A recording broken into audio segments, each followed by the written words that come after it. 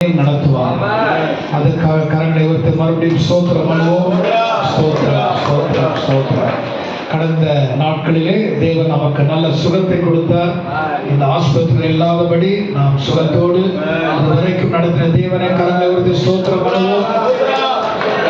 ஸ்தோத்திரம், ஸ்தோத்திரம். பலவீன நேரத்தில் நம்மை தாங்கின தேவன் யாவையும் படுக்கையை மாற்றினார். அவருடைய தடுப்புகளால் நாம் சுகமானோம். கரங்களை வைத்து அவருக்கு நன்றி சொல்லுவோம். தேவைகள் எல்லாம் சந்தித்தபடியால் கரங்களை வைத்து ஸ்தோத்திரம் பண்ணுவோம். இதுவரைக்கும் தேவைகளை சந்தித்தவர் இனியும் சந்திப்பார். ஹல்லேலூயா. கர்த்தருடைய நாமத்துக்கு மகிமை உண்டாகட்டும். இங்கே கூடியிருக்கிற அனைவருக்கும் இயேசு நாமத்திலே நான் வாழ்த்துக்களை தெரிவித்துக் கொள்கிறேன். விசேஷமாக நம் மத்தியில் இருக்கிற பாஸ்டர் ரவி மற்றும் பாஸ்டர் ஆண்ட்ரூஸ் அவர்களுக்கும் நான் இயேசு நாமத்திலே வாழ்த்துக்களை தெரிவித்துக் கொள்கிறேன். கர்த்தர் இதுவரைக்குமாக இவர்களை அற்புதமாக நடத்தினார், இனியும் நடத்துவார்.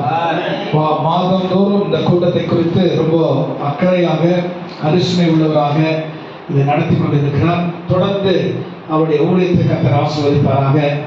ஆகவே உங்கள் மத்தியிலே ஊழியம் செய்வது ரொம்ப சந்தோஷம். எல்லாருக்கும் ஊழியம் செய்கிறோம், ஆனால் விசேஷமாக உங்கள் மத்தியிலே ஊழியம் செய்வது மிகுந்த சந்தோஷம். இயேசு அவர் அப்படிதான் ஊழியம் செய்தார்.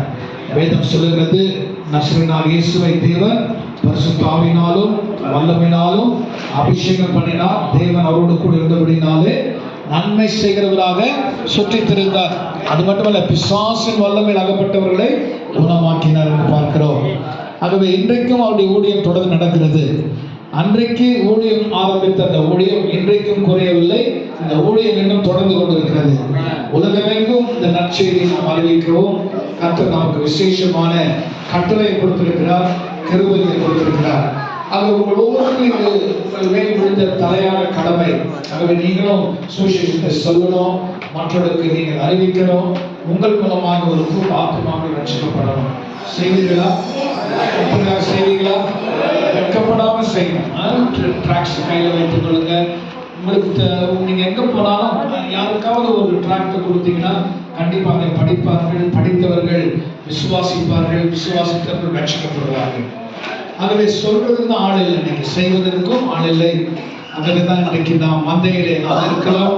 ஒவ்வொருவரும் எழுந்து பிரகாசிக்க வேண்டும். எத்தனை பேர் எழுந்து பிரகாசிக்க போறீங்க? 25 விட 26ல இன்னும் அதிகமாக பிரகாசிக்கணும். கர்த்தருடைய வல்லமை உங்கள் மேல் வந்து இறங்கும்.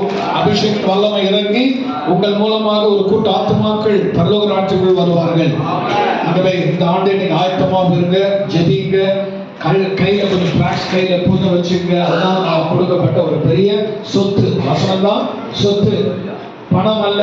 என்னுடைய வார்த்தை தான் நமக்கு பெரிய பொக்கிஷம்.